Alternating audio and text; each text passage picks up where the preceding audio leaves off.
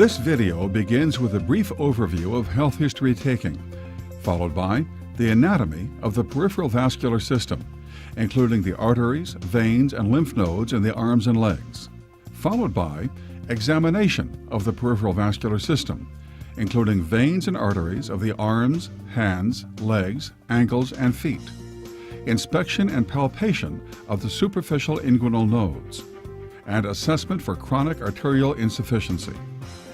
We conclude the video with tips on describing your findings. You will see the examiner assess a healthy patient. In clinical practice, you may detect the same normal findings, or you may discover normal variations or abnormal findings.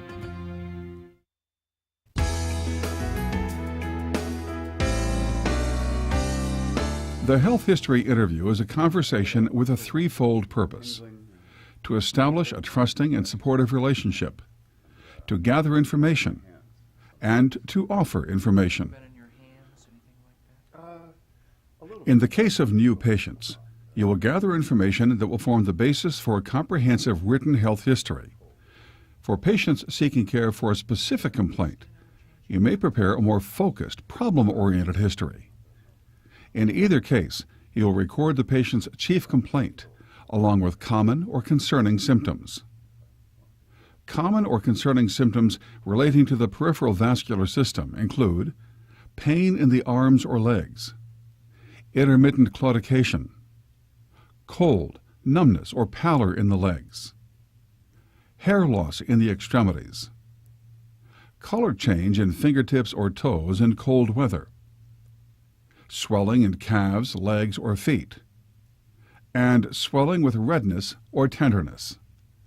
By eliciting the patient's concerns before the examination, you prepare for an examination that is efficient and productive. Take all your clothes off except for your underpants, and then put the gown on so the open part is to the rear, and then I'll come back in and take a look.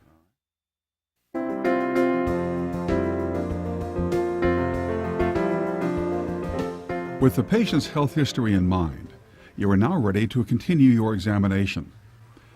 Before proceeding, however, let's briefly review the anatomy of the peripheral vascular system. The peripheral vascular system consists of the various structures involved in circulation to the arms and legs, including the arteries, the veins, the capillary bed that connects them, and the lymphatic system with its lymph nodes. Arteries carry oxygenated blood away from the heart. When arteries lie close to the body's surface, you can feel their pulsation. In the arms, arterial pulses are palpable in 3 locations. The brachial pulse can be felt at and above the bend of the elbow, medial to the biceps tendon and the muscle. The radial pulse can be felt on the flexor surface of the wrist laterally. The ulnar pulse may be felt on the flexor surface of the wrist medially. However, overlying tissues frequently obscure this pulse.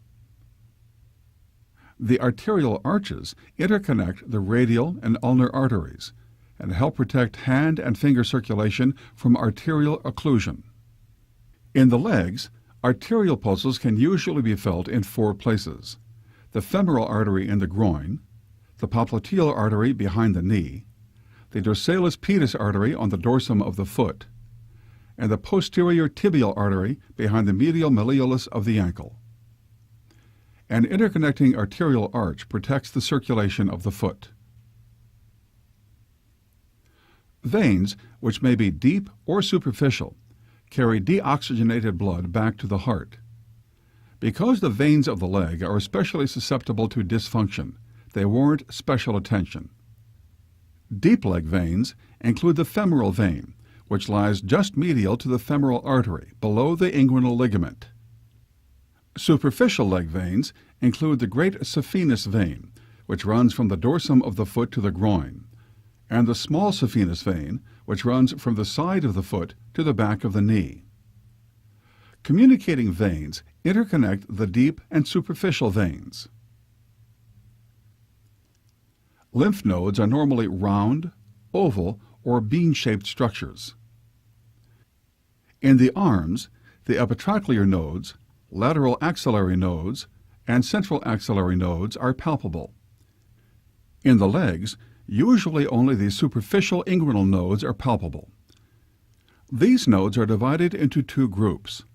The vertical group, clustered over the upper part of the great saphenous vein, and the horizontal group, which lies high in the anterior thigh below the inguinal ligament.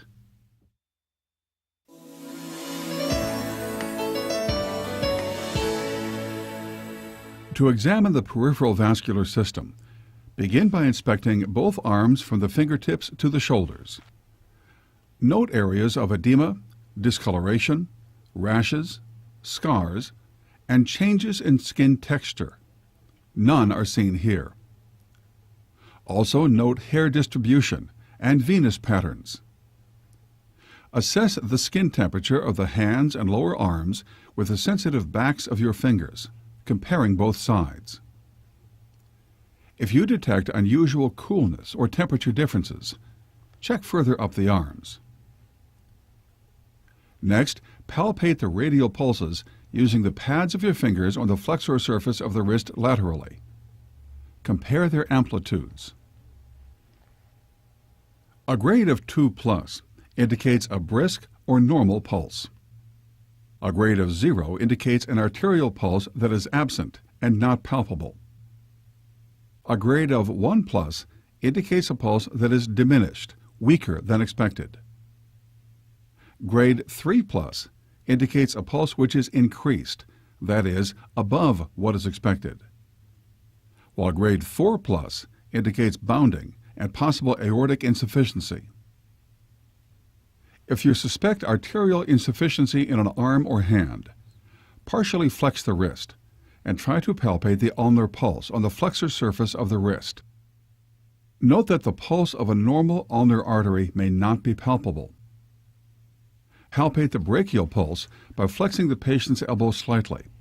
Then, with the thumb or fingertips of your opposite hand, palpate the pulse at the antecubital crease just medial to the biceps tendon. Palpate the radial pulses as well. In the right hand. To help determine the patency of the ulnar artery, perform the Allen test. Place your thumbs lightly over the radial and ulnar arteries and tell the patient to clench his fist tightly. Then firmly compress both arteries with your thumbs and fingers. Have the patient open and relax his hand. Note the color of his palms and fingers, which should be pale.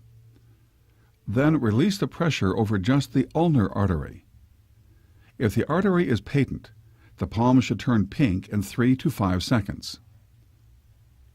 To assess the patency of the radial artery when indicated, repeat these steps, but this time release the pressure over the radial artery.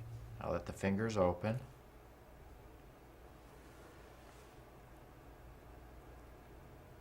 Good. Next, try to feel for one or more of the epitrochlear nodes.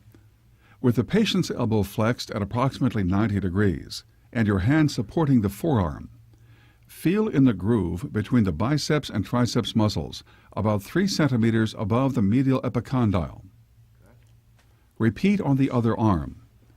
If the epitrochlear node is palpable, note its size, consistency, and tenderness.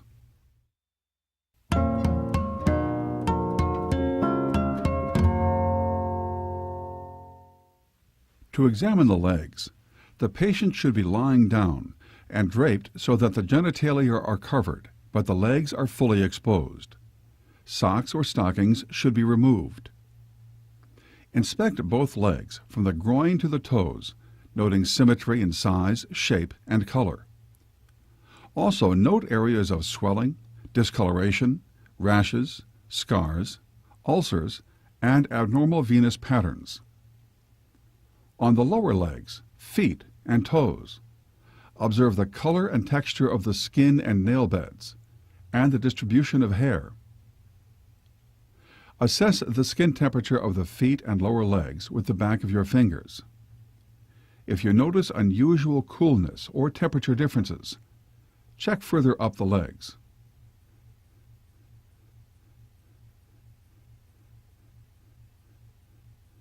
Next, palpate the superficial inguinal nodes including the horizontal group and the vertical group. Note the size, consistency, discreteness, and tenderness of any palpable nodes. Small, mobile, non-tender inguinal nodes are often palpable in normal adults. Examine the opposite inguinal area in the same way.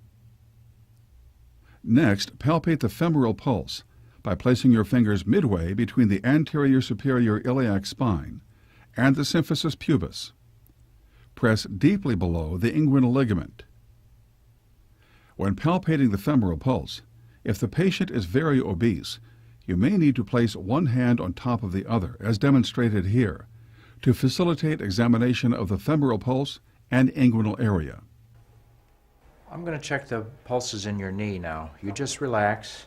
To examine the popliteal pulse, slightly flex the patient's knee.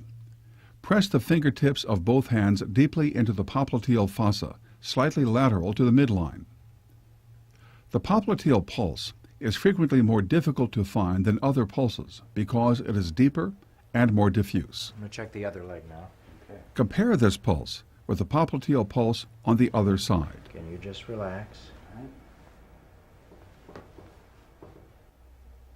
If the popliteal pulse is difficult to find, try this approach. With the patient prone, flex his knee to 90 degrees.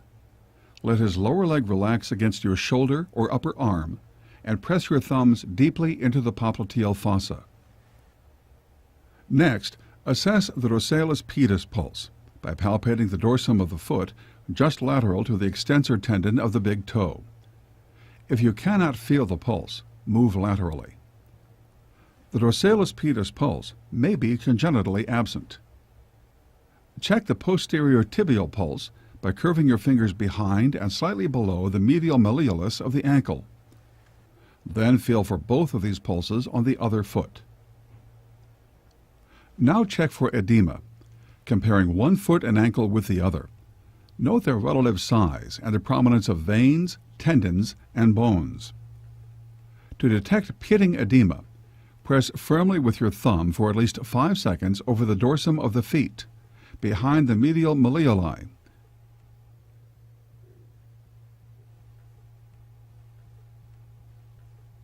And over the shins.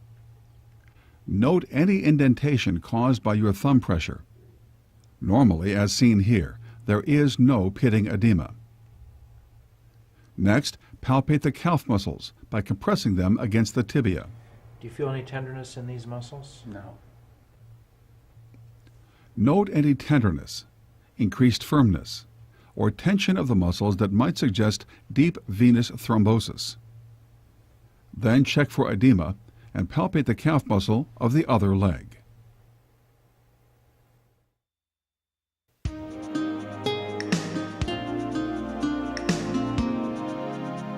If the patient's diminished pulses or pain on walking suggest arterial insufficiency, look for postural color changes using the following technique.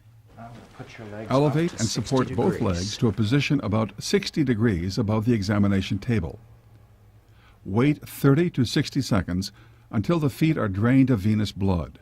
Mild pallor of the elevated feet is normal, but watch for unusual pallor. I have to hold them there for 30 seconds.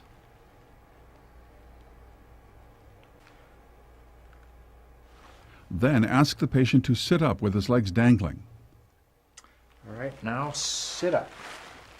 Comparing both feet, note how long it takes for the skin to return to its usual color, normally about 10 seconds, and for the veins of the feet and ankles to fill, usually about 15 seconds. If pinking cannot be seen, use venous filling instead. In lighter-skinned patients, pinking of the skin is easily seen. Rubor or dusky redness, which may appear gradually in dependent feet, suggests poor arterial circulation. To complete the examination, ask the patient to stand in order to allow any varicosities to fill with blood and become more visible. Then inspect the saphenous system for varicosities, noting any signs of thrombophlebitis. Any tenderness in this area? No. Or in here? No. Look for redness or discoloration, and feel for tenderness and cords.